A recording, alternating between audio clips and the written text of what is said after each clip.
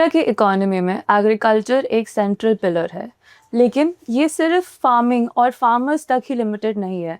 इस सेक्टर के पीछे इन्वॉल्व होते हैं कई regulations, environmental policies, corporate governance policies और काफ़ी intellectual property laws as well.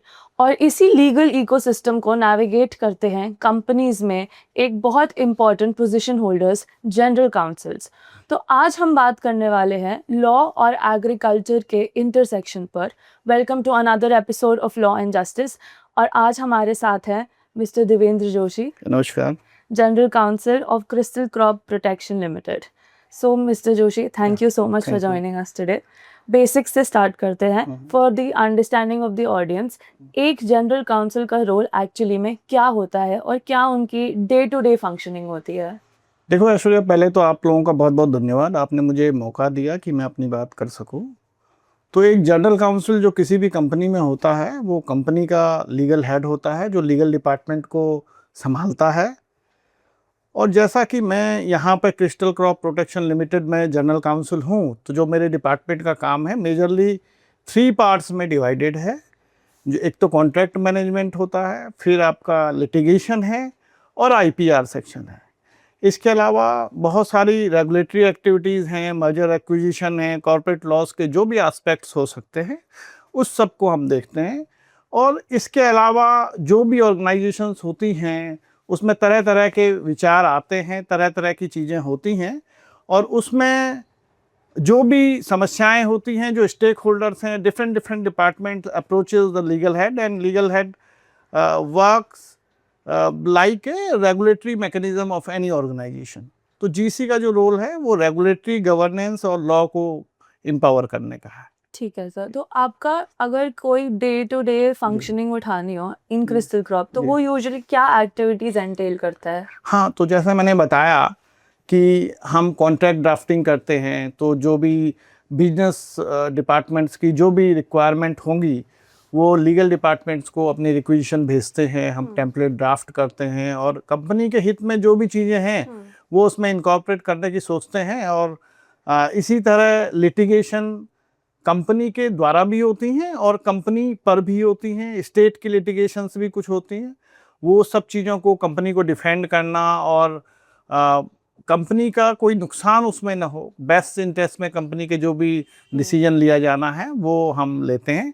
और इसके अलावा बहुत ही जो एक मेजर पार्ट है रेपुटेशन ऑफ कंपनी, तो वो ब्रांड वैल्यू जो कंपनी की है उसको प्रोटेक्ट करना, उसको बनाना, वो भी हमारे लिए बहुत इम्पोर्टेंट है। Right sir. तो जैसे कि आपने मेंशन करा कि इतने सारे डायमेंशंस और इतने सारे रोल्स होते हैं, तो क्या ऐसा कोई डिवाइड है कि फॉर एग्जांपल कितना परसेंटेज आपका कॉर्पोरेट कंप्लायंसेस और कॉन्ट्रैक्ट्स में जाता है, या कितना परसेंटेज डिस्प्यूट्स या लिटिगेशन हैंडल करने में जाता है, कि it is a equal mix of both of these works? No, actually it is equal mix of both all the things. और होता क्या है कि जो भी टाइम और सर्कमस्टांसेस अलग अलग हो सकती हैं, तो उस सर्कमस्टांसेस में at that point of time what is important, it's matter. So sometimes it's IPR is important. Suppose any patent litigation is there, then IPR is most important. And suppose we are acquiring some company, then contract will be most important thing.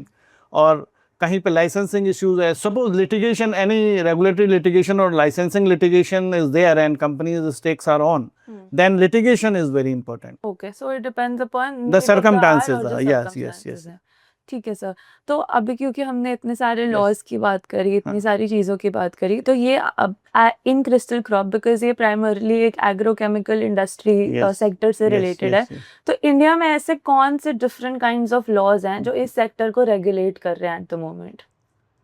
पहली चीज़ तो मैं कहना चाहूँगा, crystal agrochemical company नहीं बल्कि complete agri solution company है। Crystal crop protection limited is dealing in agrochemicals, seed business, fertiliser business and agri equipments also. So हमारा जो ध्येय है वो किसान की संपूर्णता के साथ सहायता करना है और देश के विकास में योगदान देना है। और जहाँ तक बात रही which laws are applicable to Crystal, तो एक फैक्ट्री में जो भी लॉज एप्लीकेबल हैं वो सब हम पे भी एप्लीकेबल होते हैं, चाहे वो फायर एक्ट है या इन्वायरमेंट एक्ट है और फैक्ट्रीज एक्ट है। लेकिन मेजर जो एक इम्पोर्टेंट एक्ट्स या लॉ जो क्रिस्टल में लागू होते हैं वो इंसेक्टिसाइड एक्ट है, फर्टिलाइजर्स ऑर्डर है, सीड एक्ट है, जो कि हमारे बिजनेस से संबंधित हैं। इसके अलावा जो भी मैंने कहा, जो भी देश के कानून हैं, आईपीआर में ट्रेडमार्क एक्ट है, पेटेंट एक्ट है और तमाम तरह के कानून हैं, वो हम पे लागू होते हैं। तो इस फील्ड में जैसे आपने मेंशन करा कि ये जो पैटेंट्स हैं और जो इंटेलेक्चुअल प्रॉपर्टी लॉ है, इनका कितना इम्पोर्टेंस होता है? No, they are very important for the organization because our products are, many of our products are patented products. So we have to sue other party also, we have to protect our patent also. तो patent भी बहुत महत्वपूर्ण है, fertiliser order भी महत्वपूर्ण है, insecticide भी महत्वपूर्ण है, लेकिन आईपीआर चूंकि एक brand value is associated with any IPR, so companies stakes are there, so IPR एक बहुत ही इंपॉर्टेंट चीज है। ये मैं निश्चित रूप से कह सकता हूँ कि पेटेंट उनमें से एक है। बट सर जैसे ये आर्ग्यूमेंट आता है कि आईपी प्रोटेक्शन हिस्टोरिकली इंडिया में इतना इन फेवर नहीं है, like courts pro IP protection judgments इतनी जल्दी पास नहीं करते हैं। तो जब कोई प्रोडक्ट आता है जिसने आपकी कंपनी का फॉर एग्जांपल कोई भी सोल्यूशन, कोई भी केमिकल या कुछ भी ऐसे उन्होंने कॉपी करा हो, तो फिर आपका कैसे रोल, आपका रोल वहाँ कैसे आता है, या आपकी वर्किंग किस तरीके से होती है उस XYZ कंपनी या उस प्रोडक्ट के अगेंस्ट? नहीं, आपने बहुत अच्छा सवाल किया और ये निश्चित रूप से सही है कि इस देश में पेटेंट या आईपीआर बचाना मुश्किल है, उसको इन्फ्रिंज करना बहुत आसान है। उसके लिए हमारे जो जुडिशियल डिले हैं वो भी एक जो है महत्वपूर्ण रोल उसमें अदा करता है कि कोर्टों में जो केस हैं वो सालों साल चलते हैं। लेकिन मेरा अपना मानना ये है कि देखिए, मैं दो चीज़ कहना चाहता हूँ। हम कोई भी प्रोडक्ट है, कोई भी पेटेंट है, कोई भी आईपीआर है या कोई भी सिचुएशन है, वो 3 P's पे चलती है: predict, prepare and protect. Predict, prepare and protect. ठीक है। तो क्या है, जब भी कोई चीज़ हमारे सामने, कोई भी सिचुएशन आती है, तो हम उसको लिए प्रिपेयर होते हैं कि भाई ये प्रोडक्ट हम मार्केट में लॉन्च करेंगे तो किस तरह से इसको प्रिपेयर करेंगे, किस तरह से हमारा जो है क्या चीज़ होनी चाहिए। और पहली चीज़ तो प्रिडिक्ट, क्या सरकमस्टांसेस आ सकती हैं, क्या नहीं आ सकती, और उसके बाद उस सरकमस्टांसेस को जब मैंने प्रिडिक्ट कर लिया तो उसके बाद उसको प्रिपेयर करना है कि किस तरह से इसको मैं इनकाउंटर करूँगा। अगर कोई समस्या आएगी, कोई मेरा पेटेंट इन्फ्रिंज कर रहा होगा, तो मैं उसको देखूँगा। और तीसरी चीज़ है फिर उसके बाद जो है, मैंने कहा प्रिडिक्ट, प्रिपेयर एंड प्रोटेक्ट। तो अब जब कोई सरकमस्टांसेस ऐसी आ जाती है तो उसके बाद हम लीगल नोटिस देते हैं, अपना केस करते हैं। और केस करने में जैसा कि आपको पता है, डॉक्यूमेंटेशन की बड़ी भूमिका होती है। वो कोई भी लिटिगेशन हो, अगर आपके पास डॉक्यूमेंट्स हैं और आपने उसको वेल प्रिपेयर किया है तो निश्चित रूप से आप उस लिटिगेशन में विनर होते हैं और विनर साबित होते हैं। और ये किसी भी एडवोकेसी में इन डेप्थ में जाना और इस 3 P's को अडॉप्ट करना, चाहे किसी भी तरह की लिटिगेशन हो, वो बहुत ज़रूरी होता है।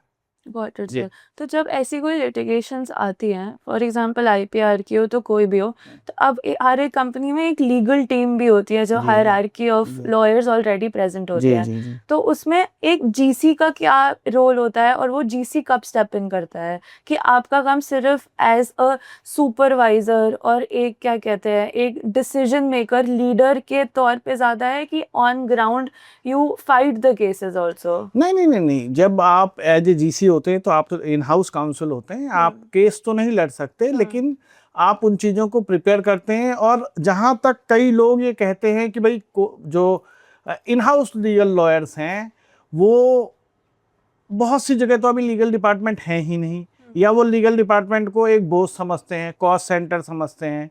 लेकिन जो ऑर्गेनाइजेशन आज लीगल डिपार्टमेंट की इम्पोर्टेंस समझ रहे हैं, वो फुली प्रिपेयर्ड लीगल डिपार्टमेंट बना रहे हैं। और लीगल डिपार्टमेंट का रोल जो है लिटिगेशन से शुरू नहीं होता। They are they are pillar from the inception of the organisation. वो पिलर है एक ऑर्गेनाइजेशन का, लीगल डिपार्टमेंट। और लीगल डिपार्टमेंट लीगल स्ट्रेटेजी में भी भाग लेता है, वो बिजनेस डिसीजन में भी भाग लेता है, और उसके बाद वो कंपनी को प्रोटेक्ट भी करता है। अगर ये तीनों पार्ट नहीं होंगे तो कोई भी जीसी किसी ऑर्गेनाइजेशन का इफेक्टिव नहीं हो पाएगा। उसको इफेक्टिव होने के लिए सिंस इंसेप्शन, सपोज करिए मैं किसी एक्विजिशन की कोई भूमिका लेता हूँ कि एक जीसी का रोल क्या होना चाहिए, तो जीसी का रोल होना चाहिए कि उसको डील में सिंस वेरी बिगिनिंग इन्वॉल्व किया जाए। किया जाता है या नहीं किया जाता, इट्स अ डिफरेंट क्वेश्चन, लेकिन किया जाना चाहिए ताकि हम सिर्फ नंबर्स, रेवेन्यू या प्रॉफिटेबिलिटी या डील कितनी जल्दी क्लोज होगी इस पे ना जाए, उसके प्रो कॉन्स को हम समझ सकें, ड्यू डिलीजेंस प्रॉपरली कर सकें। अगर ड्यू डिलीजेंस हमने प्रॉपरली की होगी तो कोई भी एक्विजिशन हमारा फेल नहीं होगा, वो हमारे लिए बेनिफिट का सौदा ही होगा। लेकिन होता क्या है, कई बार legal department later in step in करता है।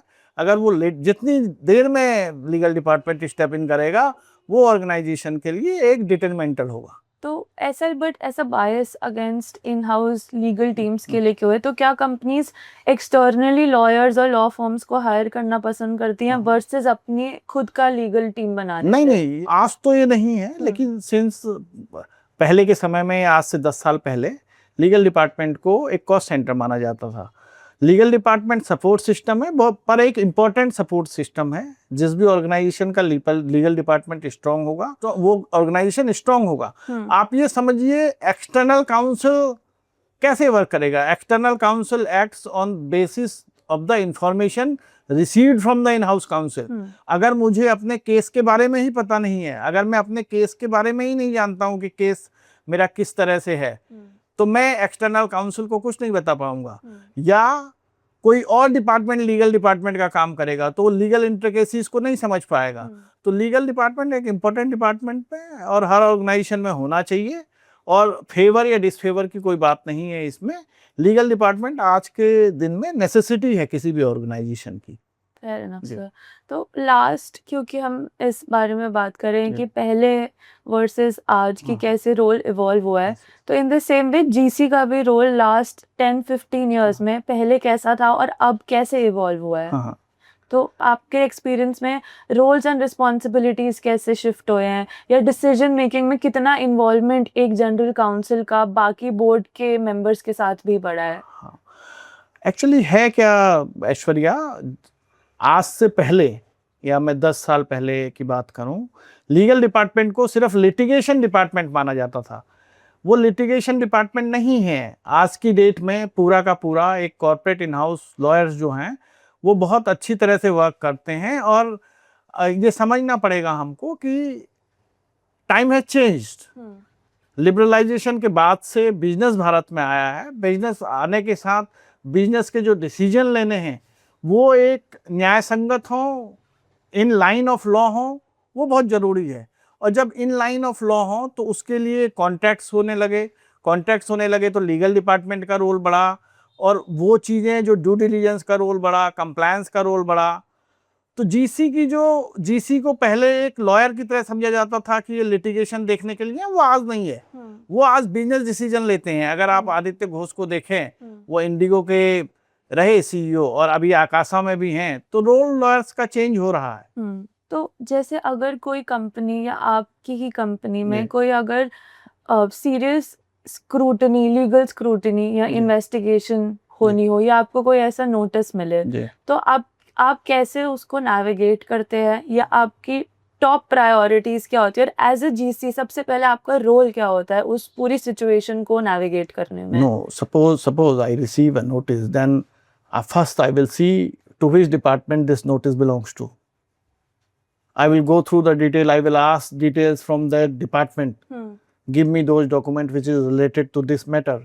And thereafter, what I will see that whether how important this case is. Suppose I have received a notice for recovery of money, then I will give money. It's not associated with reputation. It only involves money. Suppose there is any serious risk involved, then I will see that what can be consequences of this notice. उस consequences को outline हम करेंगे, उनको jot down करेंगे. Thereafter I will discuss it with relevant stakeholders. और फिर मैं अपनी कंपनी की पोजीशन देखूंगा कि मेरी कंपनी उसमें किस पोजीशन में है, और उसको इनकाउंटर करने के लिए, उसको डाइल्यूट करने के लिए, उसको मिनिमाइज करने के लिए या मिटिगेट करने के लिए जो भी एफर्ट्स हो सकते हैं वो लीगल डिपार्टमेंट करता है विद इन लीगल पेरिफेरी, जो भी हो सकता है। तो बिकॉज अभी हमने रेपुटेशन की बात करी, तो आज रेपुटेशन भी एक लीगल रिस्क भी बन गया, specially given the social media का एनवायरनमेंट जो चल रहा है। तो आप स्ट्रैटेजिकली, लीगली आप अपने कंपनी की रेपुटेशन को किस तरीके से प्रोटेक्ट करते हैं?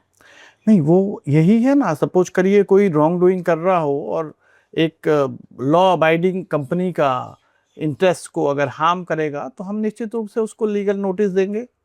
और अगर कोई चीज़, कोई कहीं पे इशू गवर्नमेंट एजेंसी के द्वारा राइट वे में, राइट तरीके से उठाया गया है तो उसको मिटिगेट करने की कोशिश करेंगे, उसमें रेक्टिफिकेशन भी जरूर डालेंगे। हम देखिए, integrity is most crucial for any organisation. अगर हॉनेस्टी नहीं होगी ना तो कुछ नहीं हो सकता। तो हॉनेस्टी बहुत जरूरी है किसी भी ऑर्गेनाइजेशन में।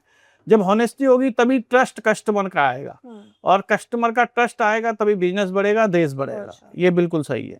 तो बट आप कमिंग स्पेसिफिकली टू आपका एक्सपीरियंस या आपके सेक्टर से रिलेटेड, आप कोई ऐसा केस या कोई ऐसा सिचुएशन आप शेयर कर सकते हैं जहाँ पे कोई आईपीआर का इन्फ्रिंजमेंट की इन्वॉल्वमेंट थी, और कैसे वो किस चीज़ की थी और कैसे फिर आपने उस चीज़ को ओवरकम किया? नहीं, एक्चुअली ऐसा है, पर्टिकुलर तो मैं नहीं शेयर कर पाऊंगा, क्योंकि आप जानते हैं लॉयर्स पे कॉन्फिडेंशियलिटी और प्रिविलेज्ड कम्युनिकेशन हमारे पास होती है, वो पर्टिकुलर।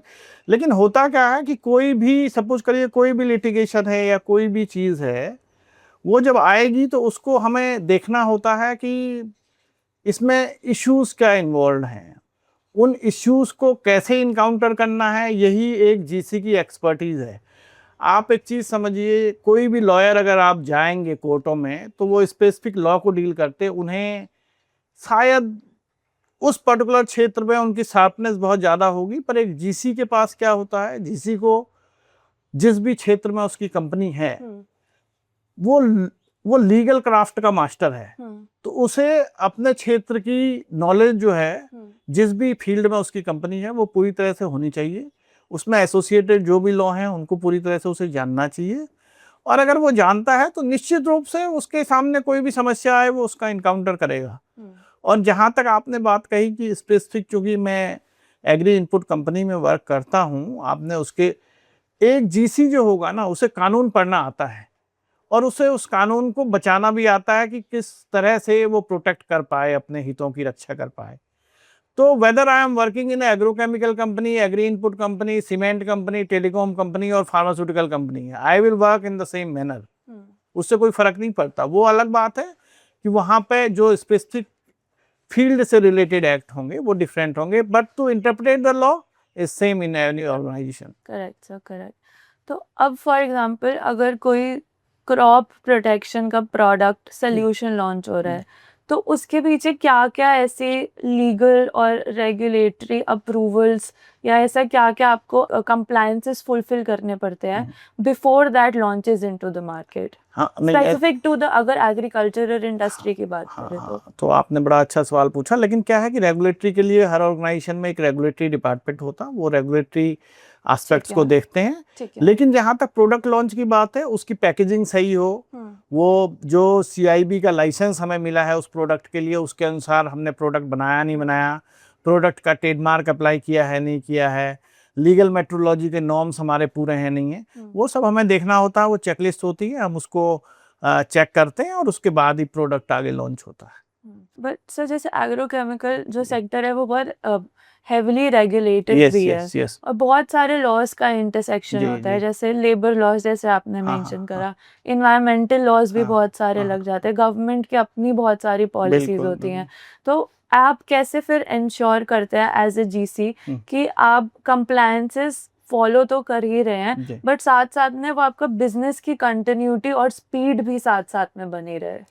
नहीं, Aishwarya, this is very fundamental question, because if your compliances are fulfilled, you are doing your compliances, then nothing can go wrong.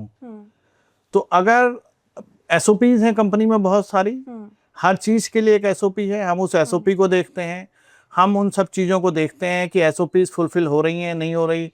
अब जो भी कानून हमारे हैं, जो भी हमें सपोज करिए इंसेक्टिसाइड एक्ट के कानून हैं या रजिस्ट्रेशन को लेकर के जो चीज़ें हैं वो पूरी हैं और कंप्लायंस हमने किए हुए हैं, तो कुछ भी गलत नहीं जा सकता। अगर कंप्लायंस पूरे हैं और एसओपीज आपने एडहेर करी हैं तो निश्चित रूप से आप सब कुछ सही करेंगे, उसमें कोई गलती नहीं है। क्या ऐसे कोई इंटरनेशनल ट्रेड लॉज या कोई इंटरनेशनल ट्रेड पॉलिसीज है जो हमारे एग्रीकल्चर सेक्टर इन इंडिया के सप्लाई को अफेक्ट करती हैं? हाँ, ये आप कह सकते हो कि इंटरनेशनल लॉज, चूंकि लॉज जो है टेरिटोरियल बेसिस पे होते हैं, तो जो अब्रॉड के लॉज होंगे वो इंडिया पे तो लागू नहीं होंगे।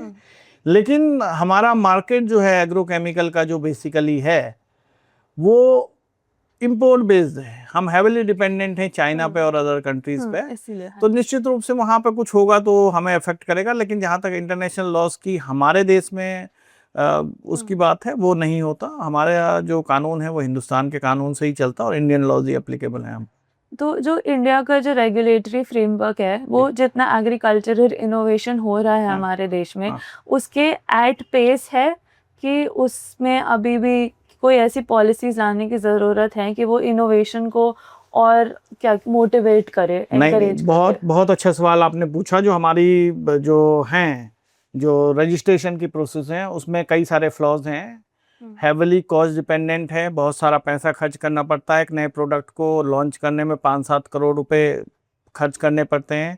जब वो आ जाता है उसके बाद रेगुलेटरी बॉडीज दूसरे को मीटू रजिस्ट्रेशन देते हैं। तो कम से कम ऐसा होना चाहिए कि एक प्रोडक्ट किसी भी कंपनी ने रजिस्टर किया है अपनी इन्वेस्टमेंट करके, तो उसको 5-7 साल ये हो कि दूसरे को मीटू रजिस्ट्रेशन ना मिले।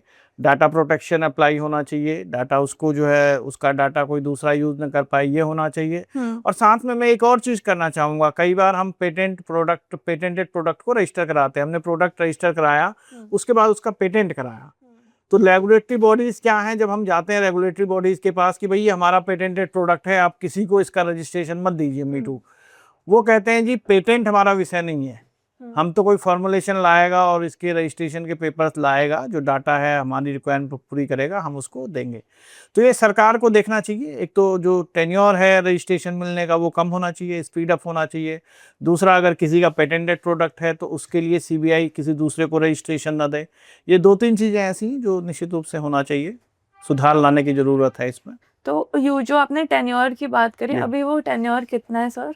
वो 3 से 5 साल लगते हैं नए प्रोडक्ट को लॉन्च होने में। और उसमें 5 से 7 करोड़ रुपए लग जाते हैं उसको सिर्फ रजिस्टर कराने में। जी न्यू मॉलिक्यूल को कोई भी, तो ये तो काफी कॉस्ट हैवी और टाइम हैवी भी प्रोसेस भी है।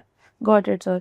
तो अब एग्रीकल्चरल सेक्टर में ऑलरेडी, क्योंकि हम इसी बारे में बात कर रहे हैं, तो कोई और स्पेसिफिक ऐसे चैलेंजेस हैं जो स्पेसिफिकली एग्रीकल्चर सेक्टर पे ज़्यादा इफेक्ट कर रहे हैं in India versus other countries, या इंडिया में ही बाकी सेक्टर्स के कंपैरिजन में कौन से ऐसे लीगल चैलेंजेस हैं जो इस सेक्टर पे ज़्यादा हेविली इम्पैक्ट करते हैं? नहीं, ऐसा है ऐश्वर्या, हिंदुस्तान में जो भी कॉर्पोरेट्स हैं उनके लिए कानून प्रो कई बार नहीं है। एक तो हमारे यहाँ रेट टेपिज्म बहुत है, जो लाइसेंसेस हैं हमें उसमें लेने में कई दिन लग जाते हैं, वो नहीं होना चाहिए। उसमें थोड़ी सी आसानी होनी चाहिए कि भाई जल्दी से लाइसेंस मिले, जल्दी से बिजनेस किया जा सके, सिंगल विंडो सिस्टम होना चाहिए। और जहाँ तक आपका सवाल है कि क्या दूसरे देशों से के कानूनों से हमारे कानून क्या डिफर हैं, एक तो जुडिशियल जो डिलेज है वो जो है किसी भी बिजनेस की ग्रोथ को रोकती है। तीसरा ये है कि कोई भी चीज़, सपोज करिए इंसेक्टिसाइड एक्ट है, आज उसमें पनिशमेंट है, फर्टिलाइजर एक्ट के साथ एसेंशियल कमोडिटीज एक्ट लगा दिया जाता है, इम्प्रिजमेंट होता है। तो कोई व्यापार इसलिए नहीं करता कि उसे सजा हो, और हर किसी को हमें गिल्टी मानना भी जो है ठीक नहीं होगा। तो ये चाहिए, ये कानून में सुधारों की ज़रूरत है, और उसमें सुधार इस तरह से किया जा सकता है कि अगर कोई बिजनेस में कोई चीज़ें हो रही हैं उसमें पेनल्टी लगाई जाए, लेकिन इम्प्रिजमेंट जो होता उसको थोड़ा सा हटाया जाए। उसको सीरियस जो ऑफेंडर है, कोई डुप्लीकेसी ऑफ मटेरियल कर रहा है कोई वायलेशन ऑफ लॉ कर रहा है, इलीगल इंपोर्ट कर रहा है, उसमें बिल्कुल इम्प्रूवमेंट रखिए। लेकिन एक सीरियस बिजनेसमैन जो अपना बिजनेस कर रहा है और कोई सपोज करिए ऐसे थोड़ा सा कम हो जाए, हम एक फार्मास्यूटिकल का मेडिसिन बना रहे हैं या कोई एग्रोकेमिकल बना रहे हैं और उसमें ऐसे थोड़ा कम हो जाए एक्टिव कंटेंट, और उसके लिए आप सजा का प्रावधान कर रहे हैं, वो सही नहीं है। क्योंकि उसमें जो डिफ्रेंशिएशन आता है वो कई तरीके से आता है। हमारे देश की जो एटमॉस्फेरिक कंडीशन है, कभी ह्यूमिड है, कभी बहुत ज़्यादा गर्मी है, उससे जो है वो प्रोडक्ट अपनी केमिस्ट्री बदल सकता है और उससे ये सब चीज़ें होती हैं। तो ये समझना चाहिए हमें। और देश के लैबों की स्थितियाँ, जो लोग वो प्रोडक्ट टेस्ट करते हैं वो कितने क्वालिफाइड लोग हैं, उनकी कंडीशन सही है नहीं है, वो किस प्रोटोकॉल से चेक कर रहे हैं, ये सब देखा जाना चाहिए। ये हमें हिंदुस्तान में सुधार लाने की ज़रूरत है। इसमें ज़रूर हमें यूरोप से सीख लेनी चाहिए, जहाँ ये चीज़ें बहुत अच्छे स्तर पर की जाती हैं। कोई ऐसे स्पेसिफिक एग्जांपल, कोई लॉ या रेगुलेशन का जो हम अपने इंडियन सिस्टम में भी इम्बाइब कर सकते हैं बाहर का? नहीं, ऐसे सारे हैं ना। मैंने अभी आपको कहा कि भाई एक सपोज करिए मेरा प्रोडक्ट है और किसी ने उसको गलत स्टोरेज कंडीशन में रखा और उसमें ऐसे कंटेंट खत्म हो गया, तो आज की डेट में यह है कि मुझे सजा हो जाएगी इंसेक्टिसाइड एक्ट के अंतर्गत। अच्छा। हाँ, हालांकि उसमें 5-7 साल का समय लगेगा, मैं कोर्टों के धक्के खाता रहूंगा। लेकिन अगर आप, ये सजा कितनी हैवी होती है, मतलब? नहीं, हैवी होती है। आप 6 महीने से ज्यादा की सजा होती है। हाँ जी। तो हमें चाहिए कि हम इन सब चीज़ों को हटाएं और सीरियस ऑफेंडर हैं उनको देखें। तो यही सब चीज़ें ये यूरोप से हम ले सकते हैं। वहाँ पे स्पीडी जुडिशियल सिस्टम है, वहाँ पे ऑनलाइन जो ये चल रही हैं आजकल कोर्ट हियरिंग वगैरह, वो बहुत अच्छा है। इस्टोनिया में बहुत अच्छी ऑनलाइन सिस्टम है। तो उन देशों से हम ले सकते हैं। हमारा होने को, हमारा जो एक डेमोग्राफिकल या एक जो हम देखें होने को, तो हम डेमोक्रेटिक कंट्री हैं। लेकिन हम अगर देखें तो हमारे देश में आज भी अंग्रेजों के ज़माने के कानून चल रहे हैं। हम कोशिश तो कुछ कर रहे हैं। अच्छा, प्रोसीजर ऐसे हैं कि सालों साल केस लटकते रहते हैं। तो ये भी दुनिया के जितने भी विकसित देश हैं उनसे हमें सीखना चाहिए कि हमें सुधार लाने चाहिए।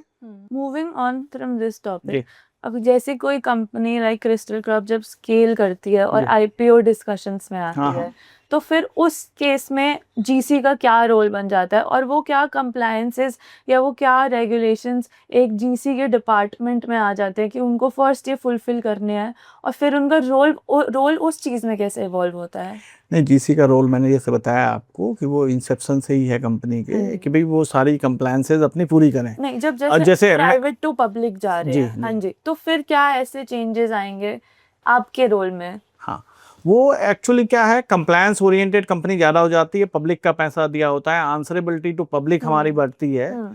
तो जो कंप्लायंस हैं उनका 100% पालन होना बहुत जरूरी है। हम ये नहीं कह सकते कि कंप्लायंस में हम 99% हो सकते हैं। 100% कंप्लायंस ओरिएंटेड होना जरूरी रहेगा। और मुझे खुशी है, हम जब क्रिस्टल को देखते हैं तो हम 100% कंप्लायंस ओरिएंटेड कंपनी है और निश्चित रूप से आईपीओ प्रिपेयर्डनेस होनी चाहिए। और बहुत इसमें जो है, अगर हम कंप्लायंस पूरी करेंगे तो फुली प्रिपेयर्ड हैं। तो जैसे अब आजकल एआई और टेक्नोलॉजी की बात आ रही है, तो क्या ऐसे कोई लीगल टूल्स या टेक्नोलॉजी हैं जिन्होंने आपके डे टू डे फंक्शनिंग को बहुत हेविली अफेक्ट करा है? या आपको क्या लगता है कि इन 10 years फ्रॉम नाउ ये जो कॉर्पोरेट लीगल फील्ड है, इसमें कितना रोल ये लीगल टेक्नोलॉजी का भी आ जाएगा? नहीं, लीगल टेक्नोलॉजी का रोल तो बहुत आएगा, उसमें कोई दो राय नहीं है। लेकिन मैं इस चीज़ को नहीं मानता जो कई लोग कहते हैं कि लॉयर्स को रिप्लेस कर देगा एआई। वो नहीं हो सकता। ह्यूमन के सोचने की क्षमता बहुत ज़्यादा है। We as a human being are far more intelligent than AI. तो ये जो है इनेबलर हो सकते हैं, मतलब हमारी एफिशिएंसी को बढ़ा सकते हैं। और जैसे हम ही आज की डेट में, जब मैंने प्रैक्टिस शुरू करी थी 1998 में, तो हम जजमेंट ढूंढने के लिए जाते थे लाइब्रेरी में और जर्नल्स देखते थे। आज मैं मनुपात्रा यूज करता हूँ, कोई भी प्रॉम्प्ट डालूंगा और उसमें जजमेंट आ जाता है। ठीक है ना, एआई। और उसमें अगर मुझे उसकी समरी चाहिए तो एआई से समरी भी आ जाती है। इसी तरह कुछ टूल्स हैं जो मेरी रिपोर्ट जनरेट करते हैं, जिसमें मैं लीगल डाटा अपना सेव करता हूँ या लिटिगेशन मास्टर जो रखता हूँ। माइक लीगल है जो मैं यूज कर रहा हूँ आज की डेट में, कंप्लायंस के लिए कंप्लेंट यूज करते हैं। तो वो समरी भी आपको एआई से दे देते हैं। तो वो एक हिसाब से मेरे सपोर्ट सिस्टम है, मेरे असिस्टेंट हैं, और मैं जो उसको कमांड देता हूँ उसको वो पूरा करते हैं। तो इस तरह से एआई का रोल तो इम्पोर्टेंट है, आने वाले 10 सालों में बहुत ज़्यादा इम्पोर्टेंट होगा। सपोज करिए मैं आज कोई ड्राफ्टिंग करता हूँ, तो आज से 2 महीने पहले या 4 महीने पहले मुझे उसमें अगर आधा दिन लगता था, तो आज की डेट में मैं 1 घंटे में कर देता हूँ।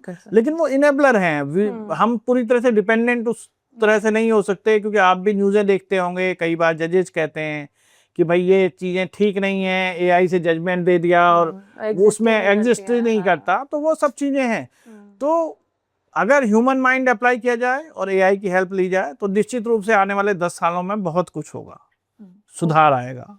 ओके सर, तो एज अ जीसी आप top 3 skills to become a GC, या टॉप 3 ऐसी कौन सी चीज़ें एक जीसी के अंदर हर एक कंपनी में, हर एक सोल्यूशन, हर एक रिस्क को मिटिगेट करने के लिए, चाहे वो कोई लीगल डिसीजन हो या कोई स्ट्रेटेजिक बिजनेस डिसीजन हो, तो ऐसी कौन सी टॉप 3 स्किल्स आपके अकॉर्डिंग हर एक जीसी के अंदर होनी चाहिए? देखिए 3 हो या 4 हो मैं नहीं कह सकता, लेकिन टॉप 3 प्रेफरेंस वाइज मैं बता रहा हूँ। पहले तो एज ए ह्यूमन बीइंग सबसे पहले ये होना चाहिए, डरना मना है। डर नहीं होना चाहिए, डोंट फियर ऑफ एनीथिंग, ठीक है ना। वो जीसी के लिए भी होता है और किसी भी चीज़ के लिए होता है। अब आते हैं कि जीसी की क्या 3 क्वालिटी होनी चाहिए। कोई भी जीसी जो है, अगर वो सब्जेक्ट मैटर स्पेशलिस्ट हो, वो रिस्क मिटिगेट करना जानता हो और उसके पास डॉक्यूमेंटेशन अपने पूरे होंगे, तो वो पूरी तरह से अपना रोल निभा पाएगा और एक सफल जीसी बनेगा। और बिकॉज जीसी एक लीडरशिप की इतनी बड़ी पोजीशन है, तो फिर वो लीडरशिप क्वालिटीज भी होना फिर इम्पोर्टेंट हो जाता है उस केस में। जो मैंने पहली बात कही थी ना, डरना मना है, हाँ। वो लीडरशिप की क्वालिटी है। और उसके साथ साथ सब्जेक्ट मैटर स्पेशलिस्ट होना। मैं ये नहीं कहता कि मुझे सिर्फ लीगल डिपार्टमेंट संभालना है तो मुझे लीगल ही आना चाहिए। क्रिस्टल क्या कर रही है, मैं लॉजिस्टिक्स भी जानूं, मैं एचआर भी जानूं, मैं फंक्शनल लेबरर होना चाहिए मुझे। मैं हर फंक्शन का काम जानना चाहिए। और एक सफल जीसी होने के लिए अगर आप हर फंक्शन को नहीं जानोगे तो शायद सफल नहीं हो पाओगे। Even as a in house lawyer, अगर आज एज ए टीम मेंबर भी काम कर रहे हो तो ये चीजें आपके अंदर होनी चाहिए। तो अगर आपको किसी यंग प्रोफेशनल या किसी ऐसे लॉयर को जो ऑलरेडी प्रैक्टिस कर रहे हैं बट उनको इन हाउस में वो ट्रांजिशन होना चाह रहे हैं, तो उनके लिए आपकी क्या एडवाइस रहेगी? या फॉर एग्जाम्पल कोई अभी लॉ स्कूल में है, तो वो आपके अकॉर्डिंग ऐसी क्या स्किल्स बोथ फॉर देम और जो यंग प्रोफेशनल्स हैं उनमें ऐसी होनी चाहिए जो यूजुअली हमारे लॉ स्कूल्स नहीं सिखाते हैं? पहली चीज़ तो ये है, हार्डवर्क का कोई सब्स्टिट्यूट नहीं है। ये तो ज़िंदगी में किसी भी आदमी के, लॉयर हो या कोई भी दूसरी चीज़ हो, उसके लिए इम्पोर्टेंट है। जहाँ तक लॉयर्स की बात है या यंग प्रोफेशनल्स की बात है, तो उन्हें पहले तो अपनी पढ़ाई सीरियसली करनी चाहिए।